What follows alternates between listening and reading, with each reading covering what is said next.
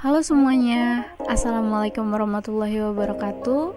Kami dari kelompok 5 akan mempresentasikan tentang potensi sumber daya alam dan lingkungan. Perkenalkan anggota dari kelompok kami yaitu Dalfa Fatihatu Zahra, Dede Winingsih, Lika Malika Lulu, dan Putri Lestari.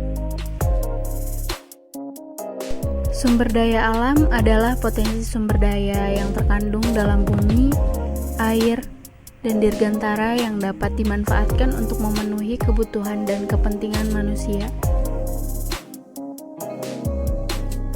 Alam menyajikan berbagai sumber daya yang bermanfaat bagi kehidupan dan kesejahteraan manusia.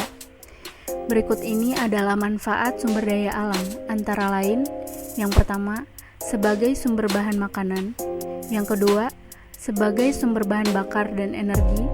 Yang ketiga, untuk pengembangan ilmu dan teknologi. Yang keempat, guna menjaga keseimbangan alam. Penyebaran sumber daya alam di Indonesia dipengaruhi oleh 3 faktor utama, yaitu faktor geologis, iklim, dan geomorfologi sebagai berikut. Yang pertama, faktor geologis. Wilayah Indonesia berada di pertemuan 3 lempengan aktif dunia, yaitu Eurasia, Pasifik, dan Indo-Australia, yang membentuk berbagai macam mineral tambang di bawah bumi. Yang kedua, faktor iklim. Kepulauan Indonesia terletak di kawasan ekuator sehingga memiliki iklim tropis dan kaya flora dan fauna. Yang ketiga, faktor geomorfologi. Kawasan Indonesia mempunyai garis pantai atau pesisir, dataran rendah, dataran tinggi, dan gunung-gunung sehingga memiliki variasi sumber daya alam yang melimpah.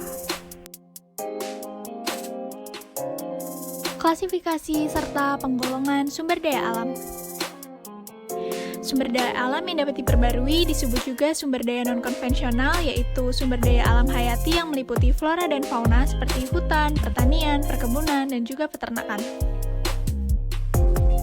Sumber daya alam yang tidak dapat diperbarui yaitu sumber daya yang dapat habis atau biasa disebut dengan sumber daya konvensional yang meliputi minyak bumi, gas alam, batu bara, dan juga mineral.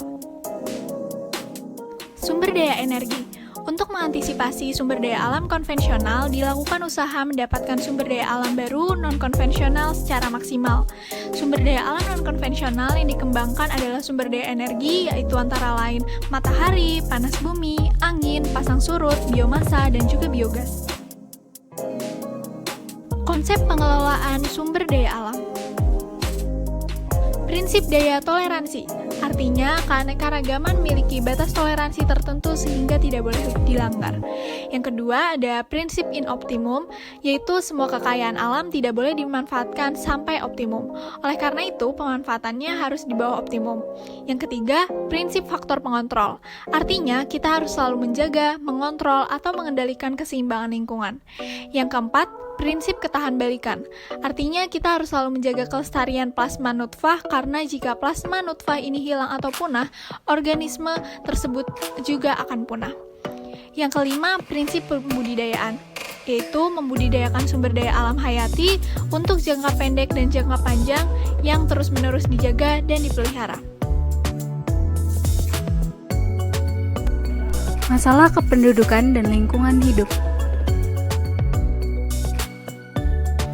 Ada 2 solusi utama dalam menghadapi permasalahan kependudukan dan lingkungan hidup, yaitu yang pertama, optimalisasi pembangunan manusia.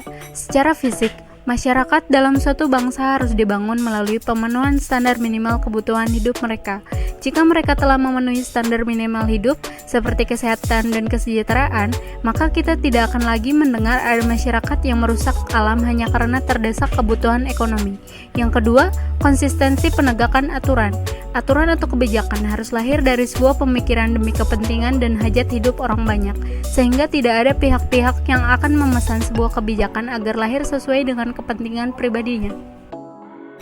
Analisis mengenai dampak lingkungan alam atau AMDAL.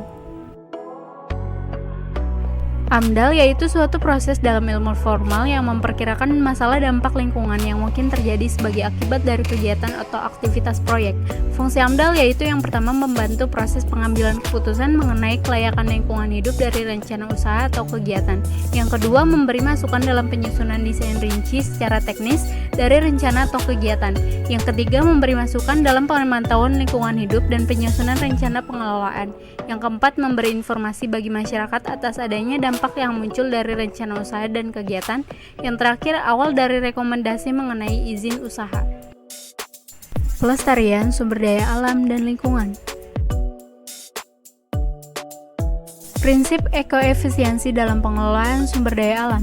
Dilansir dari buku Kamus Populer Kesehatan Lingkungan karya Hadi Siswanto, ekoefisiensi bertujuan untuk menggunakan sumber daya alam seefektif mungkin sehingga tidak ada sumber daya alam yang terbuang dan akan berbentuk limbah.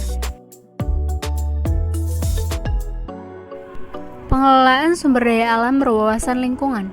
Pengelolaan sumber daya alam berwawasan lingkungan adalah usaha sadar untuk mengelola sumber daya alam sesuai dengan kemampuan dan kesesuaian suatu lokasi dengan potensi produktivitas lingkungannya. Pengelolaan sumber daya alam berkelanjutan.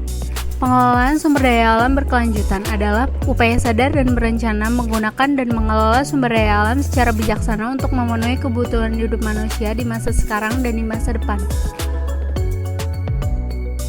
Konservasi sumber daya alam.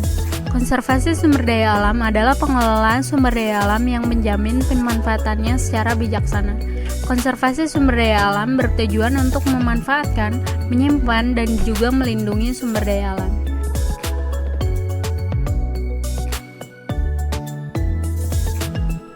Baik teman-teman, itulah materi dari kelompok kami. Semoga bermanfaat ya buat kalian semua.